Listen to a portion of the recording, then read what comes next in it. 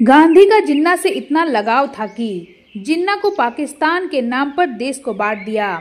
गांधी का ये पाकिस्तानी प्यार यहीं खत्म नहीं हुआ, बल्कि ये और आगे बढ़ता कि नाथूराम गोडसे ने उन्हें गोली मार दी।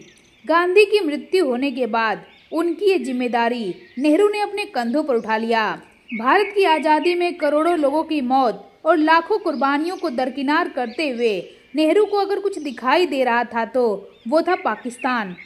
1947 में पाक समर्थित कबायलियों ने कश्मीर पर हमला किया।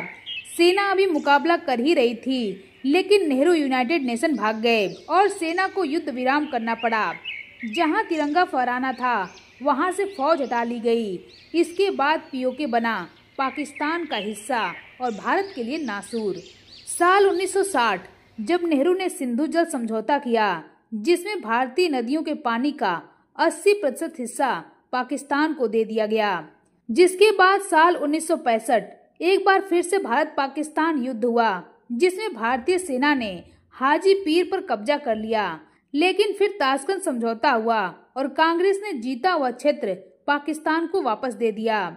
ये सिलसिला आगे भी बढ़ता चला गया जब साल 1971 में भारत पाकिस्तान युद्ध हुआ, जिसमें भारतीय सेना ने 93,000 पाकिस्तानी सैनिकों को घुटनों पर ला दिया। लेकिन इंदिरा गांधी की उदारता और शिमला समझौते ने पाकिस्तान को हार के बाद भी हीरो बना दिया।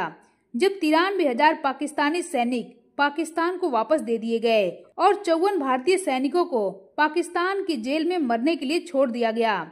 जिसके बाद आया साल 1989 जब पाकिस्तान ने आतंकी भेजकर कश्मीर में कत्लेआम शुरू कर दिया, जिसमें लाखों हिंदू मारे गए और जो बचे उन्हें कश्मीर छोड़ना पड़ा। लेकिन कांग्रेस अभी भी अंधी बनी रही, जिसके बाद साल 1996 में कांग्रेस को पाकिस्तान पर तरस आ गया और उसने पाकिस्तान को मोस्ट फेवरेट नेशन का दर्जा दे दिया। जिसके बाद पीढ़ियां बदली, लेकिन कांग्रेस का प्यार वैसे ही बना रहा। साल 2010 में पाकिस्तान से शांति वार्ता करने के लिए पाकिस्तान के 25 आतंकियों को रिहा कर दिया गया और इसी बीच पाकिस्तान ने भारत में कई सीरियल ब्लास्ट करवाए। लेकिन कांग्रेस की नज़र में भारत में वो ब्लास्ट में पाकिस्तान की कोई गलती नहीं थी।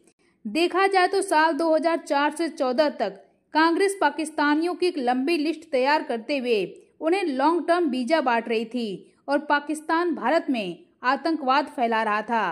कांग्रेस की मोहब्बत की दुकान इतनी बड़ी थी कि भारत के टुकड़े करने के बाद भी कांग्रेस की मोहब्बत पाकिस्तान से कम नहीं हो रही थी, बल्कि देखा जाए तो ये पीढ़ी दर पीढ़ी बढ़ती जा रही थी। लेकिन साल 2014 सरकार बदली और बदलाव शुरू हुए, जिसके बाद साल 2019 में पाकिस्तान से मोस्ट फेवरेट नेशन का दर्जा हटा दिया गया। पाकिस्तान पर 200% कस्टम ड्यूटी बढ़ाई गई, surgical Uri Balakot air strike किए गए, कश्मीर से 370 हटाया गया।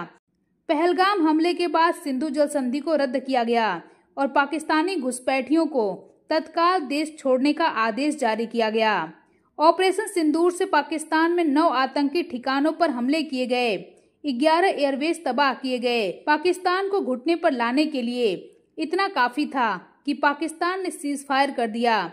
ये आज का भारत है, बदलता भारत, जिसे पाकिस्तानी आतंकवादियों के साथ मिलकर मोहब्बत की दुकान नहीं चलानी है, बल्कि पाकिस्तानी आतंकियों को उन्हीं की भाषा में जवाब देना है। जो जिस भाषा में समझे उसी भाषा में समझाना है। कांग्रेस की मोहब्बत ने देश को पूरी तरह से खोखला करके छोड़ा।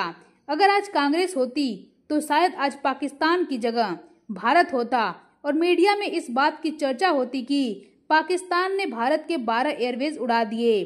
कांग्रेस खुद को सेकुलर बनाने में भूल गई थी कि देश का बंटवारा धर्म के आधार पर हुआ था, ना कि सेकुलर बनने के हिसाब से।